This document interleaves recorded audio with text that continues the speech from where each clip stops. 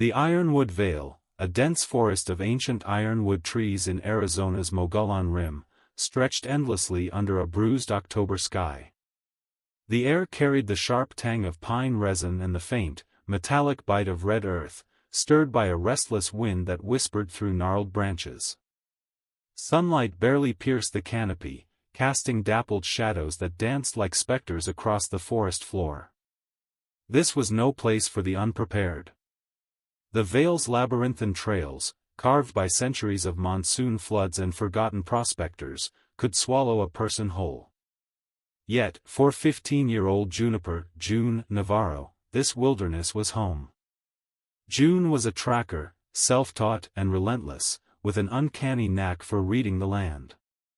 Raised by her grandmother, Rosa, in the nearby town of Payson, June spent her summers mapping game trails and sketching the delicate imprints of bobcat paws in her battered field journal.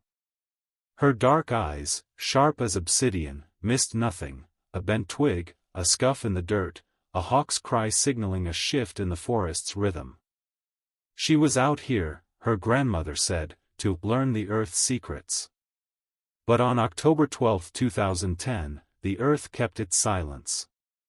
June had set out that morning with her mentor, Dr. Elena Torres, a botanist studying the rare ironwood saplings that thrived only in the Vale's deepest hollows. Elena, a wiry woman in her 40s with a perpetual squint from years of peering at plant specimens, was June's hero.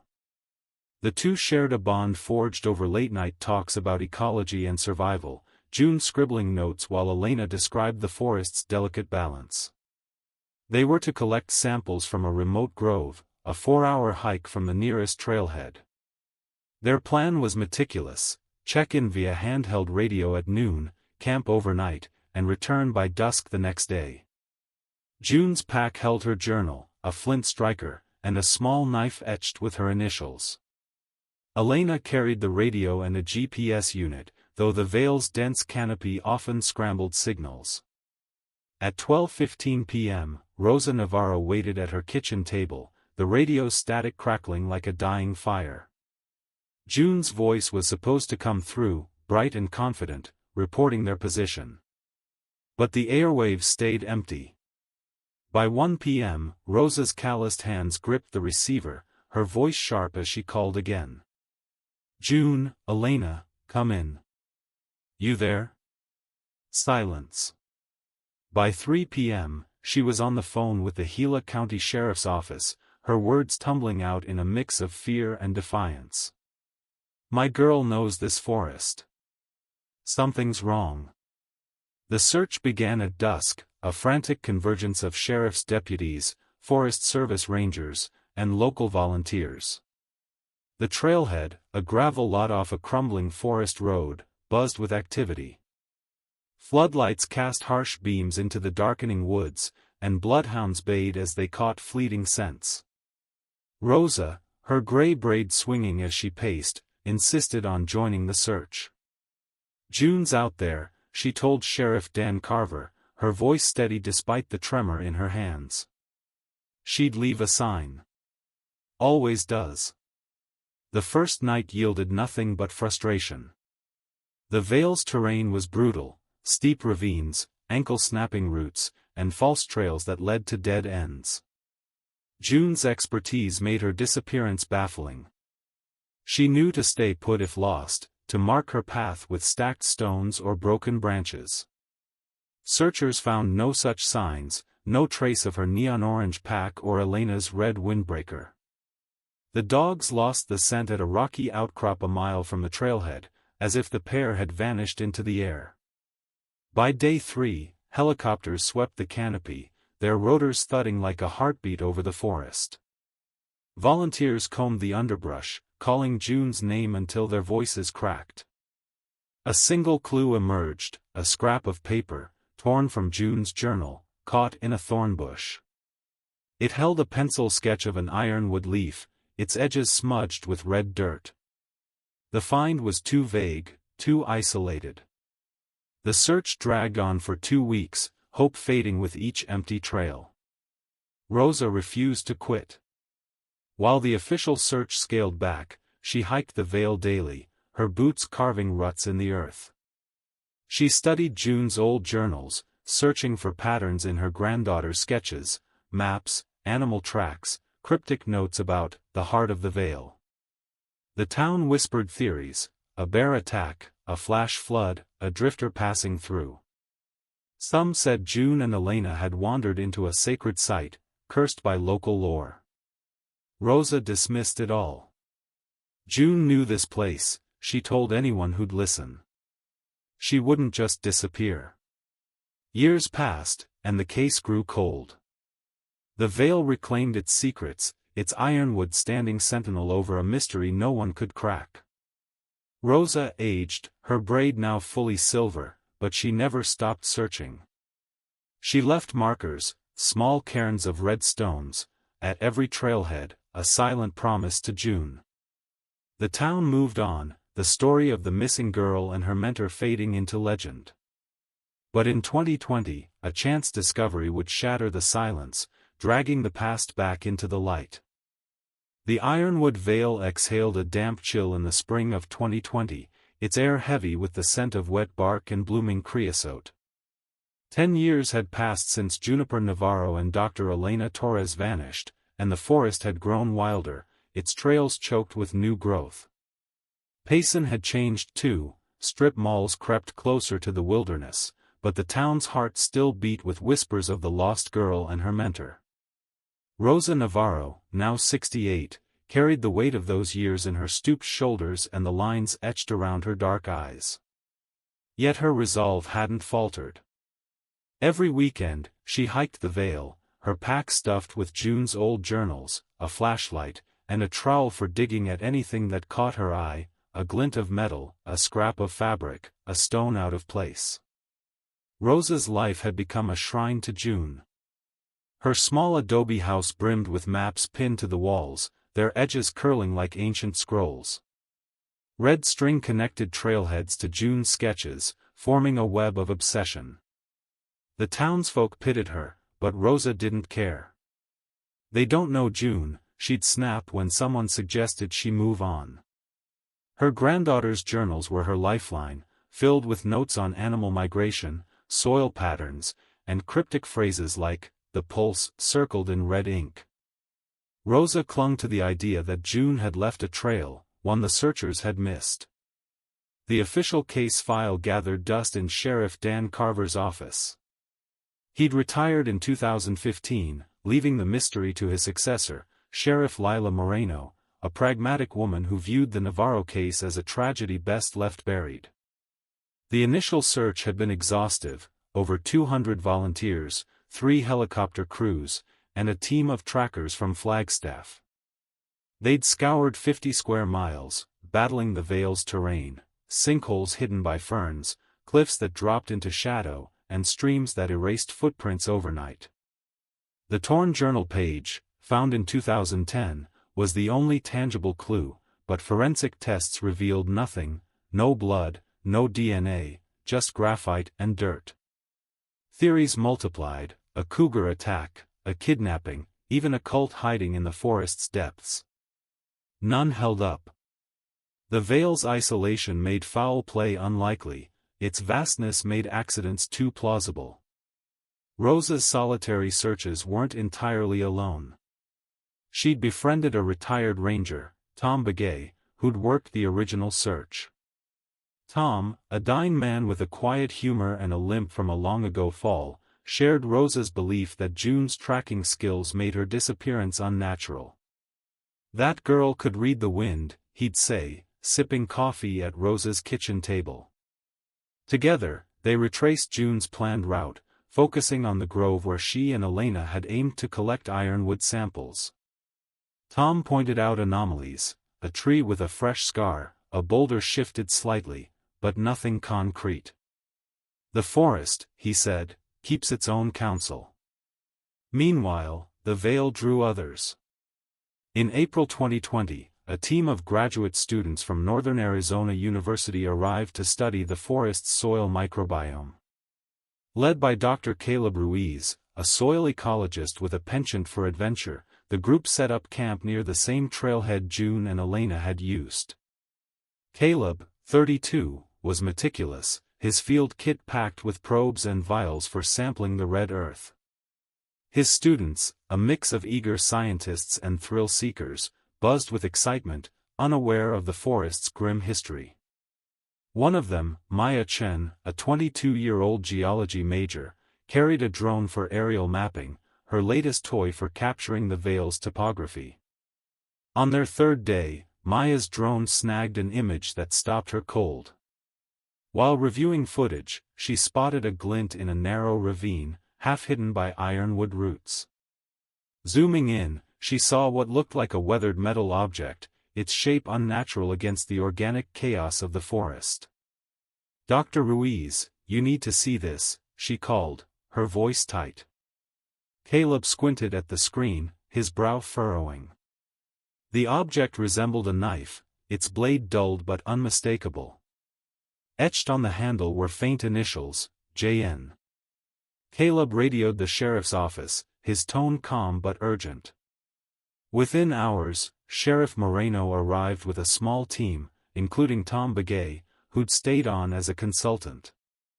Rosa was there too, summoned by Tom's call, her hands trembling as she clutched June's journal. The ravine was a treacherous descent, its walls slick with moss and loose shale. Tom led the way, his bad leg slowing him but not stopping him. At the bottom, wedged between roots, lay the knife, June's knife, its leather grip cracked but intact. Nearby, half buried in silt, was a small, rusted tin, the kind used for fishing tackle or survival gear. Inside were 3 ironwood seeds, their husks etched with tiny, deliberate scratches. Rosa's breath caught. "June's work," she whispered, tracing the seeds with a shaking finger. The knife was proof June had been here, but the tin raised questions. Why hide it? Why the scratches? Sheriff Moreno's team cordoned off the site, and a forensic tech bagged the items. The discovery was a spark, reigniting the case, but it burned with new mysteries. The ravine was miles from June's planned route, and the tin's contents suggested intent, not accident. Had June been running from something, or toward it? That night, Rosa sat alone, the tin's image seared into her mind. The forest had given her a piece of June, but it held back the truth. Somewhere in the Vale, the answers waited, as stubborn and silent as the ironwoods themselves. The ironwood Vale seemed to tighten its grip in the days following the discovery, its air thick with the scent of damp earth and the faint, acrid tang of decaying leaves. April 2020 brought unseasonable rain, turning the forest's trails into slick channels of mud that clung to boots and slowed progress. The ravine where June's knife and the mysterious tin were found became a focal point, cordoned off with yellow tape that fluttered like warning flags in the wind. Sheriff Lila Moreno, her face set in a grim line, coordinated the reinvestigation with a precision that belied her skepticism about solving a decade-old case. But the knife, etched with June's initials, and the scratched ironwood seeds demanded answers, and Rosa Navarro's presence was a constant reminder of the stakes. Rosa stood at the ravine's edge, her silver braid tucked under a faded bandana, her eyes scanning the terrain as if June might still emerge from the shadows.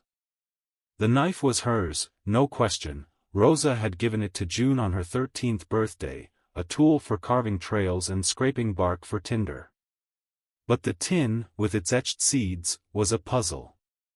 June's journals mentioned seeds often, cataloging their shapes and dispersal patterns, but never with markings like these. To Rosa, they felt like a message, a deliberate act by a girl who knew the forest's language better than most. "She was trying to tell us something," Rosa murmured to Tom Begay, who nodded, his weathered face unreadable. The reinvestigation drew a specialized team. Dr. Sarah Klein, a forensic anthropologist from Phoenix, arrived to analyze the site.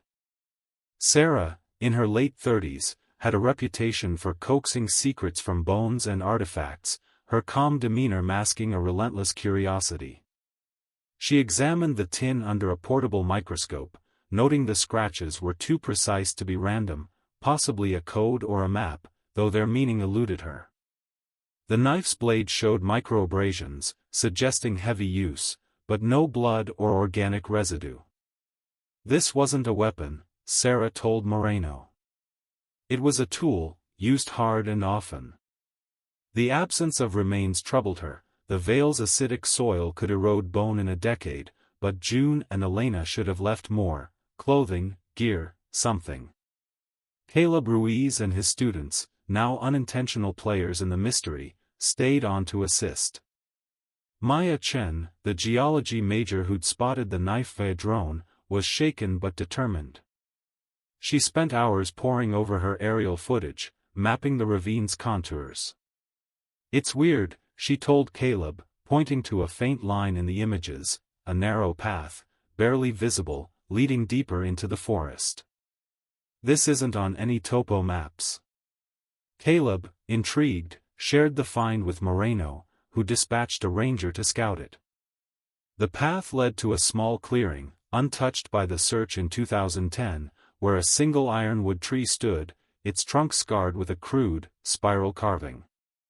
The carving was old, weathered by 10 years of rain, but its deliberate curves suggested human hands, June's, perhaps.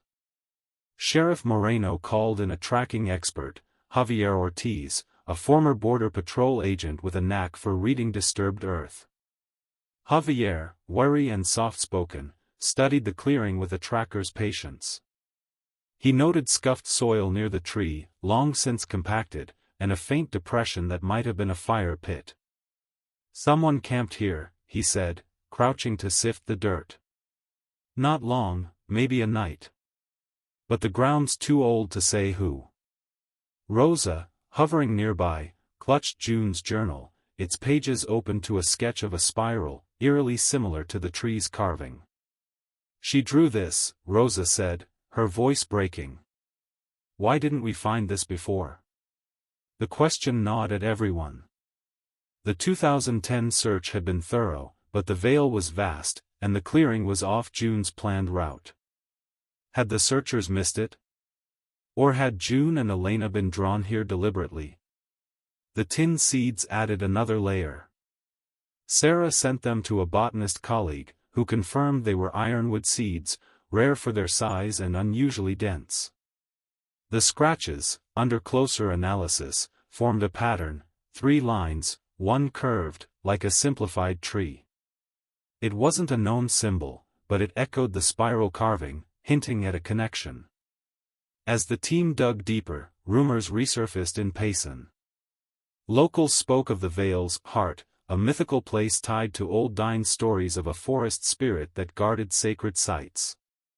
Tom Begay dismissed the tales but admitted the spiral carving resembled symbols he'd seen in his youth, used to mark places of power. "Not saying it's true," he told Rosa, but June was curious. If she found something like that, she'd chase it. Rosa's hope flared, tempered by dread. Had June stumbled onto something, cultural, criminal, or natural, that cost her life? The investigation pressed on, but the Vale yielded no more clues. The clearing was scoured, the path mapped, the seeds analyzed, yet the mystery deepened. Rosa spent nights awake, tracing the spiral in June's journal, willing it to speak. Somewhere in the forest, a truth waited, one that might break her heart or set it free.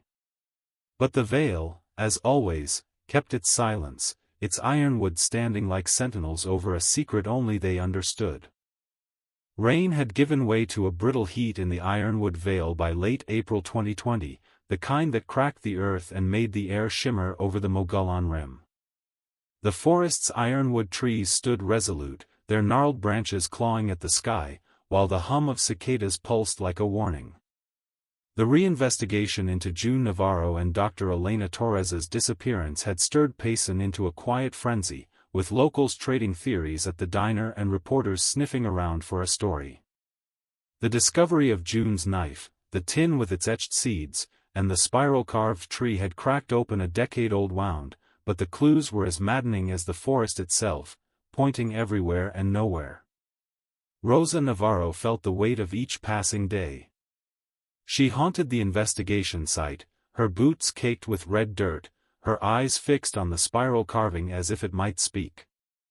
June's journal, now dog-eared and smudged, was her constant companion.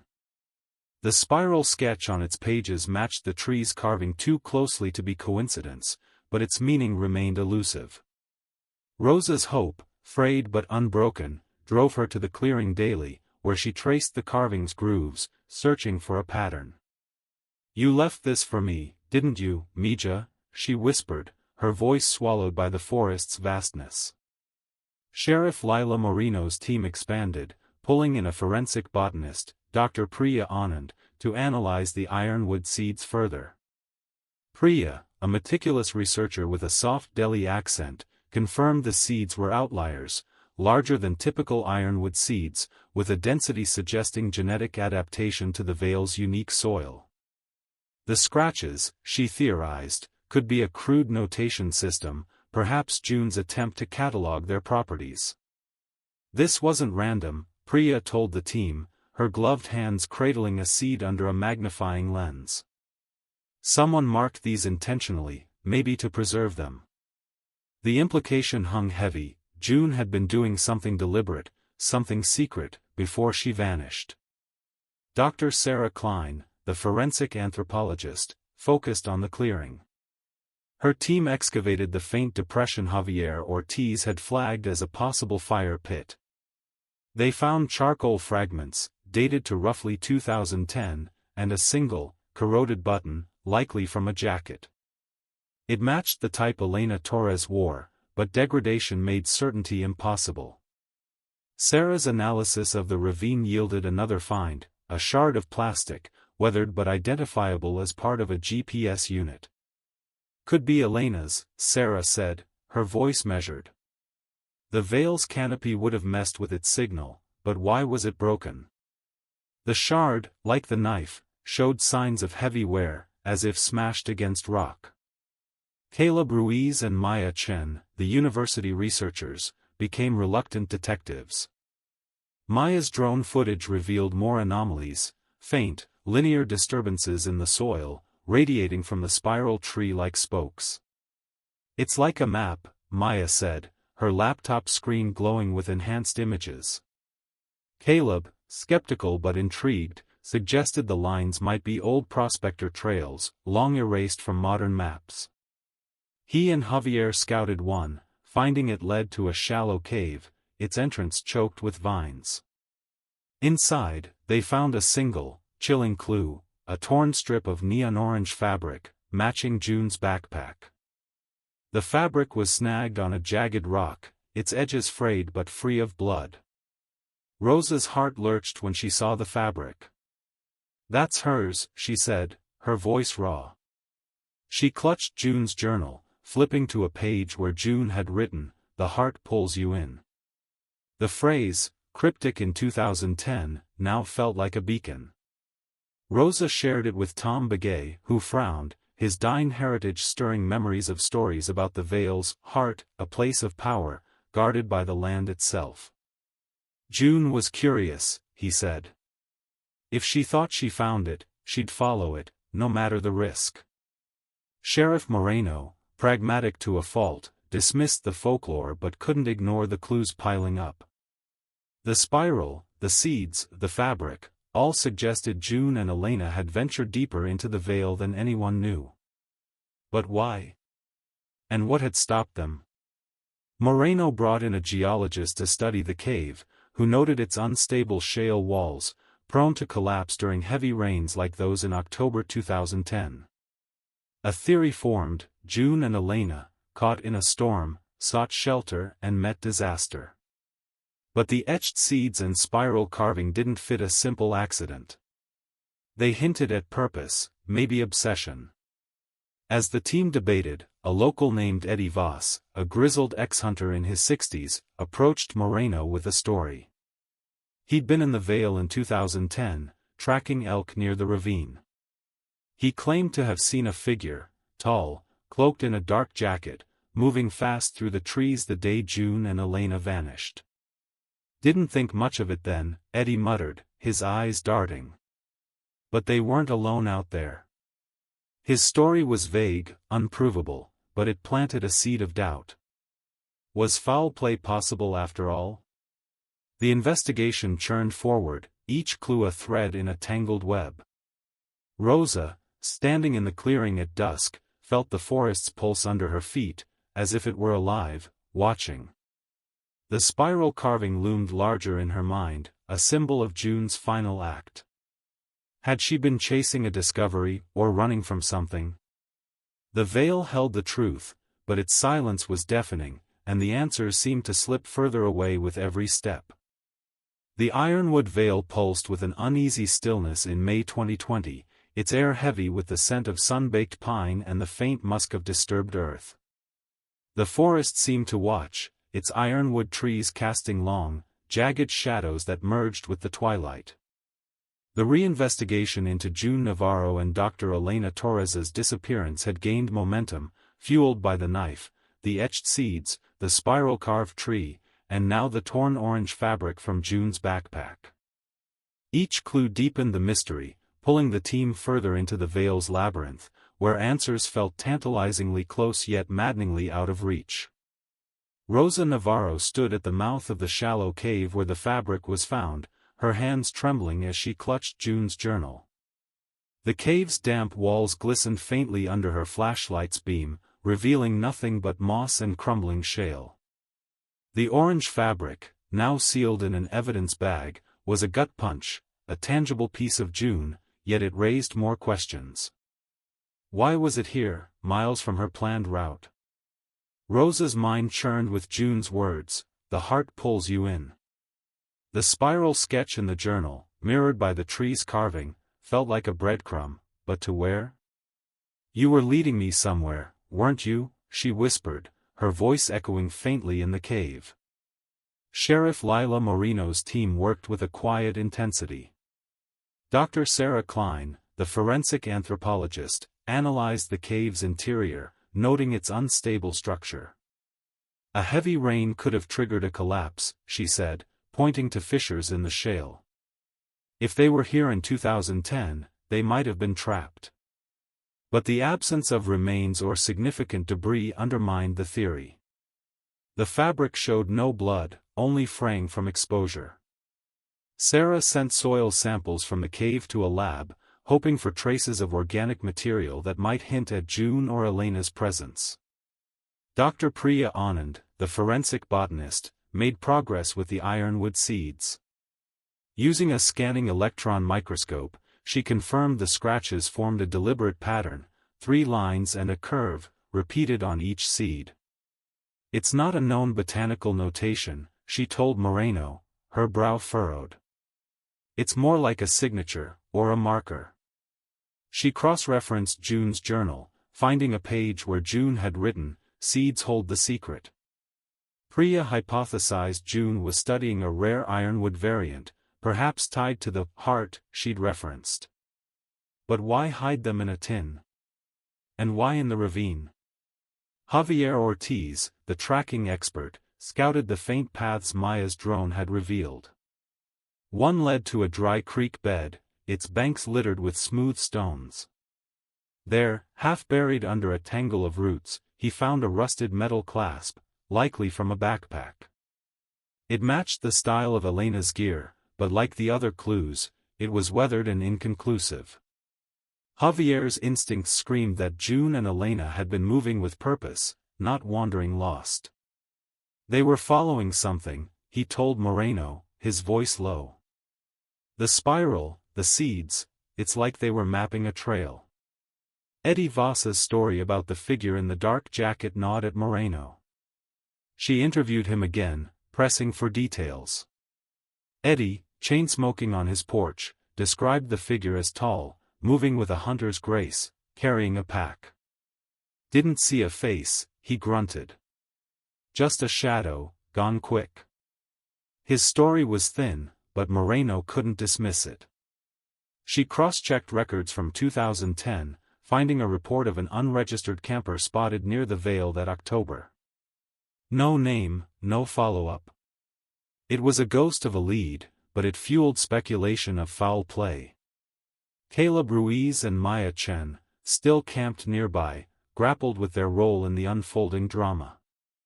Maya, haunted by the drone footage, spent nights analyzing the spiral tree's surroundings. She noticed a faint discoloration in the soil, circular, about 10 feet from the tree. "It's like something was buried and dug up," she told Caleb, her voice tight. Caleb, skeptical but curious, helped her excavate the spot with permission from Moreno. They found nothing but a small, smooth stone, etched with a single, shallow line. It was too deliberate to be natural, too vague to be proof. Maya bagged it, her hands shaking. "This place feels wrong," she whispered. Rosa, meanwhile, pored over June's journals with Tom Begay, who brought a new perspective. He recalled a dying story about a heart in the vale, a hidden spring, said to be sacred, its location guarded by symbols like spirals. June might have heard it from someone, Tom said. If she thought she found it, she'd chase it. Rosa's pulse quickened. June's curiosity was insatiable, a sacred site would have drawn her like a moth to flame. But the cave, the seeds, the spiral, were they markers of discovery or signs of desperation? As the team prepared to widen their search, a storm loomed on the horizon, its clouds blackening the rim. Moreno's radio crackled with a new report. A hiker, miles from the clearing, had found a single ironwood seed, scratched with the same pattern, half buried in a streambed. It was fresh, untouched by a decade's decay. Rosa's breath caught. "She's still out there," she said, though her voice wavered. The seed was impossible, too new, too clean. The veil was speaking, but its message was a riddle, and the storm's approach promised to bury it once more. The ironwood veil bristled under the weight of an approaching storm in early May 2020, its ironwood trees swaying as gusts tore through their branches, carrying the sharp scent of ozone and wet stone. Thunder rumbled over the Mogollon Rim, a low growl that seemed to rise from the forest itself. The reinvestigation into the disappearance of June Navarro and Dr. Elena Torres had reached a fever pitch, driven by a cascade of cryptic clues: June's knife, the etched ironwood seeds, the spiral-carved tree, the torn orange fabric, and now a single, impossibly fresh seed found in a streambed. Each discovery tightened the knot of the mystery, and the looming storm threatened to unravel the team's progress. Rosa Navarro stood at the streambed where the new seed was found, her boots sinking into the muddy bank. The seed, scratched with the same 3 lines and a curve, gleamed under her flashlight, its surface unmarred by the decade of weathering that marked the others. "This can't be June's," she said to Tom Begay, her voice a mix of hope and disbelief. "Not after 10 years. Tom, his face shadowed under his hat, nodded grimly. "Someone's been here," he said.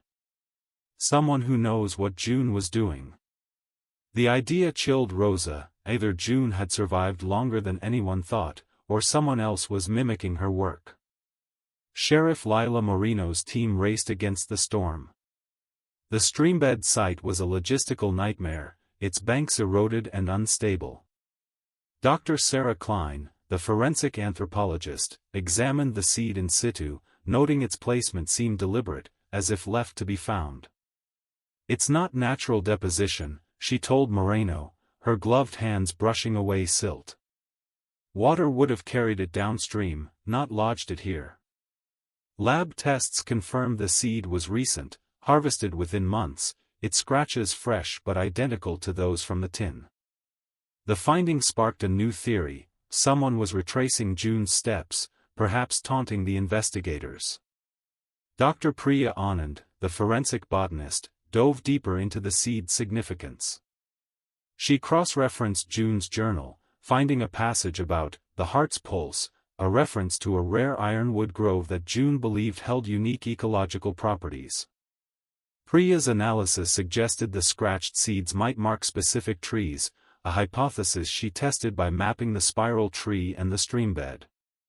The locations formed a rough arc, pointing deeper into the vale toward a region uncharted even by old prospector maps. June was documenting something, Priya said. Maybe a grove no one else knew about. Javier Ortiz, the tracker, scouted the ark's trajectory, battling the wind that whipped dirt into his eyes. He found faint traces of a trail, broken twigs, scuffed earth, leading to a narrow canyon. There, hidden by a curtain of vines, was a low crevice, barely wide enough for a person. Inside, Javier's flashlight caught a glint, a small, tarnished compass, its glass cracked but intact. Its needle spun wildly, useless in the vale's magnetic quirks. Engraved on the back were the initials, E.T. Elena Torres. Javier's stomach sank. They made it this far, he radioed Moreno. But something stopped them. The compass, bagged and catalogued, added weight to the foul play theory. Eddie Voss's vague report of a figure in a dark jacket resurfaced, and Moreno dug into old records, chasing the unregistered camper from 2010. She found a name, Marcus Holt, a transient hunter questioned briefly that year. Holt had vanished from Payson soon after, leaving no trace. His description, tall, wary, always in a dark jacket, matched Eddie's story. Moreno issued a call for information, but Holt was a ghost, and the storm's approach limited their reach. Caleb Ruiz and Maya Chen, still tethered to the investigation, grappled with the fresh seed's implications. Maya's drone, grounded by the wind, couldn't map the canyon, but her earlier footage showed anomalies near the crevice, faint, circular depressions in the soil, like shallow graves filled in long ago. What if they were hiding something? Maya asked Caleb, her voice barely audible over the wind. Caleb, his adventurer's bravado fading, shook his head. Or hiding from something. Rosa, meanwhile, fixated on the spiral. She and Tom revisited the carved tree, braving the storm's edge. Under the bark, barely visible, Rosa found a second carving, a smaller spiral, etched with a knife's precision. It matched a doodle in June's journal, labeled "The Key." Rosa's pulse raced. She was marking a path, she told Tom, her voice fierce. To the heart, whatever it is. Tom, his dying instincts stirring, warned her about the Vale's sacred sites. Some places don't want to be found, he said. June might have crossed a line. As the storm broke, rain lashing the forest, Moreno's team retreated to base camp. Lightning illuminated the Vale, casting the ironwoods in stark relief. Rosa stayed at the crevice, sheltered by an overhang, her flashlight trained on the compass. Its wild needles seemed to mock her, a reminder of the forest's defiance. The fresh seed gnawed at her. Had June survived, leaving clues over years? Or was someone else out there, playing a cruel game? The canyon held the next piece of the puzzle, but the storm was closing in, and the Vale's heart felt further away than ever. The storm broke over the ironwood vale with a fury that seemed personal, its rain hammering the forest floor into a quagmire of red mud and splintered leaves. Lightning seared the sky, illuminating the Mogollon Rim in fleeting, ghostly flashes, while thunder shook the ironwood trees like a warning from the earth itself. By mid-May 2020, the reinvestigation into June Navarro and Dr. Elena Torres's disappearance teetered on the edge of revelation. The clues, June's knife, the etched seeds, the spiral-carved tree, the orange fabric, Elena's compass, and the perplexing fresh seed, wove a trail deeper into the Vale, toward a place no one had mapped. The storm slowed the team, but the mystery's pull was relentless, and the canyon's crevice loomed as the next threshold. Rosa Navarro sheltered in a tarp-covered tent near the crevice, her hands tracing the small spiral in June's journal, labeled "The Key." The rain's roar couldn't drown her thoughts. The fresh seed, impossibly new, haunted her. Was it June's, left years later in a miraculous survival? Or a taunt from someone who knew her fate? Rosa's hope, battered by a decade of grief, clung to the idea that June had been chasing the heart she'd written about, a secret grove, a sacred spring, something worth risking everything. "You're still out there, Mija," she whispered, her breath fogging in the damp air. Sheriff Lila Moreno's team battled the elements to secure the crevice site.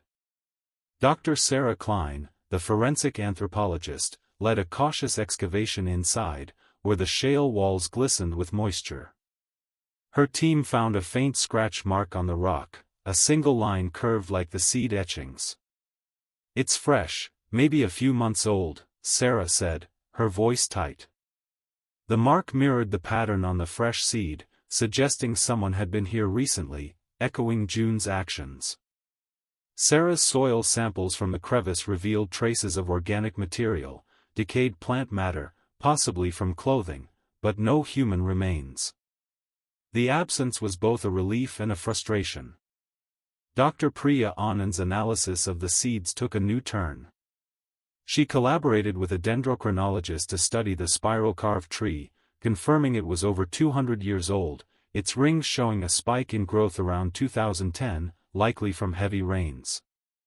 The tree's location, aligned with the arc formed by the streambed and crevice, pointed to a hidden spring deep in the canyon, a place that matched June's cryptic heart's pulse.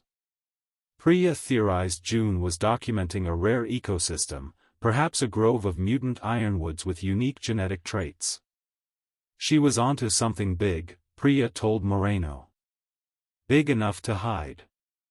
Javier Ortiz, the tracker, ventured deeper into the canyon despite the storm, following the faint trail from the crevice. The path was treacherous, slick with mud and strewn with loose rocks. Near a bend, he found a pile of stones, stacked deliberately, a cairn, like the ones Rosa left for June. Its base held a fragment of red fabric, faded but matching Elena's windbreaker. Javier's heart sank. They were here, he radioed, his voice crackling through the storm. The cairn was old, its stones weathered, but a single fresh pebble sat atop it, etched with a tiny spiral. "Someone's been back," he added, his words heavy with unease. The fresh clues, the seed, the scratch mark, the pebble, revived the specter of Marcus Holt, the transient hunter from 2010. Moreno tracked down a lead. Holt had been spotted in Flagstaff in 2019, living off-grid. She sent deputies to chase it, but the trail was cold. Eddie Voss, the ex-hunter, grew cagey when pressed about Holt, muttering about bad blood from years ago. Moreno sensed he was holding back, but without proof, Holt remained a shadow. Caleb Ruiz and Maya Chen, rain-soaked and shaken, analyzed the crevice's surroundings. Maya's drone, briefly operable between squalls, captured a faint anomaly, a circular clearing, half a mile deeper in the canyon, surrounded by ironwoods. Its center held a depression, like a dried-up spring. "That's got to be it," Maya said, her eyes wide. June's heart. Caleb, his skepticism waning, agreed to scout it with Javier once the storm passed. The depression matched Tom Begay's dying stories of a sacred spring, said to appear only in heavy rains. If June found it, Tom told Rosa, she'd have stayed, no matter what. As the storm raged, Rosa slipped away from camp, driven by a gut feeling. She followed the canyon's edge, her flashlight catching a glint in the mud, a small, metal vial, half buried. Inside were 3 more ironwood seeds, freshly etched with spirals. Rosa's breath caught. The vial was new, its cap sealed tight. Someone was out here, now, in the storm, leaving echoes of June's work. Was it her girl, alive against all odds? Or a stranger, weaving a cruel mimicry? The canyon's walls closed in, the rain a curtain between Rosa and the truth, and the heart of the veil pulsed closer, its secrets teetering on the edge of revelation. The ironwood veil lay battered but unbowed in the aftermath of the May 2020 storm, its ironwood trees dripping with rain, their roots clutching the red earth like stubborn fists. The air was thick with the scent of wet pine and churned soil, and a fragile quiet settled over the Mogollon Rim, as if the forest itself was holding its breath.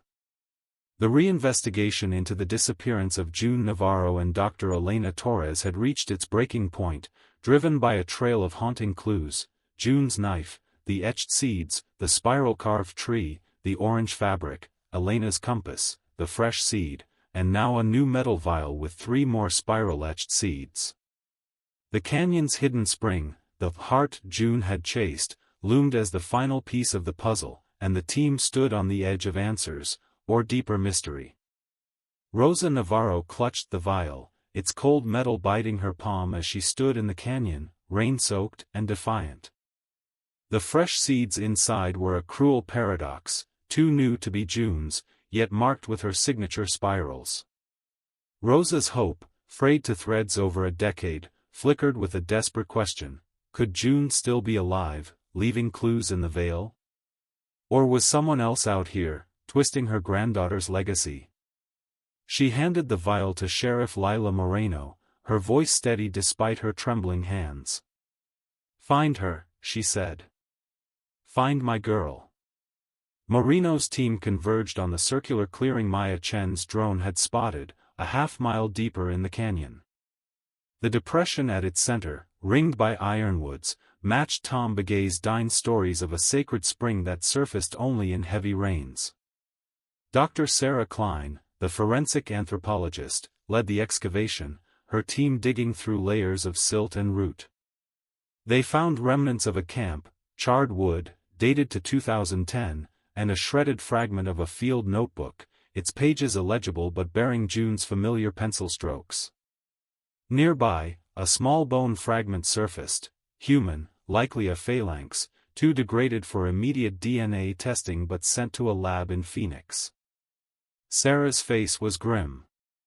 "It's not enough to confirm," she told Moreno, "but it's something."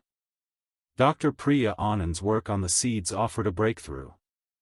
The fresh seeds in the vial matched the rare ironwood variant June had been studying, a strain with unique drought-resistant genes. Priya's analysis of June's journal revealed a map, hidden in her sketches, plotting the spiral tree, the ravine, and the clearing. She was documenting a grove, Priya said, pointing to coordinates in the journal. This spring was its center. She thought it was an ecological goldmine. The fresh seed suggested someone else had continued her work, someone with access to her notes. Javier Ortiz, the tracker, scoured the clearing's edges, finding a faint trail leading to a rock overhang. There, buried in loose soil, was a small, waterproof pouch containing a micro-SD card. Moreno's tech team recovered its data, grainy photos from 2010, showing June and Elena at the spring, their faces lit with excitement, and a video of June speaking. "We found it," June's voice crackled, her eyes bright. "The heart's alive. The seeds, they're different. We have to protect it." The video cut off abruptly, the last frame showing a shadow moving behind them, a tall figure in a dark jacket. The figure reignited the hunt for Marcus Holt. Moreno's deputies tracked him to a remote cabin outside Flagstaff, where they found him living under an alias. Holt, now in his 60s, was lean and weathered, his eyes sharp with defiance. Under questioning, he admitted to being in the Vale in 2010, hunting illegally. He'd seen June and Elena, he said, but claimed they were alive when he left. "They were obsessed with some trees," he growled. "Kept talking about a spring. I didn't care." His pack, seized by deputies, held a single ironwood seed, fresh, etched with a spiral. Holt swore he'd found it recently, but his story frayed under scrutiny. The bone fragment's DNA results came back, a partial match to Elena Torres. No trace of June's DNA was found, but the notebook and video confirmed they'd reached the spring together. Sarah reconstructed the likely scenario: June and Elena, caught in the 2010 storm, sought shelter in the crevice. A collapse trapped Elena, her injuries fatal, while June escaped, leaving the knife and tin as markers. The fresh seeds and veil suggested June had survived longer, perhaps returning to the veil over the years, continuing her work in secret. But where was she now? Rosa stood at the spring's edge, the team's findings swirling in her mind. The video showed June's passion, her drive to protect the grove. The shadow, Holt or someone else, hinted at interference, but not murder. Moreno suspected Holt had confronted them, spooking June into hiding, but lacked evidence to charge him. The spring, now dry, held no more clues, its secrets drained by time. The case closed with a bittersweet truth: Elena died in the collapse, her remains scattered by the veil's harsh soil. June's fate remained a question mark. Rosa believed her girl was alive, leaving seeds as a quiet rebellion, guarding the heart she'd found. She placed a new cairn at the spring, topped with a spiral-etched stone. "You're out there, Mija," she whispered, the forest swallowing her words. One mystery lingered: the fresh seed source. Holt's seed suggested he'd been in the Vale recently, but he denied planting them. Was June truly alive, or was another protector carrying her torch? The Vale offered no answers, its ironwood standing silent, their roots deep in a heart that refused to yield its final secret.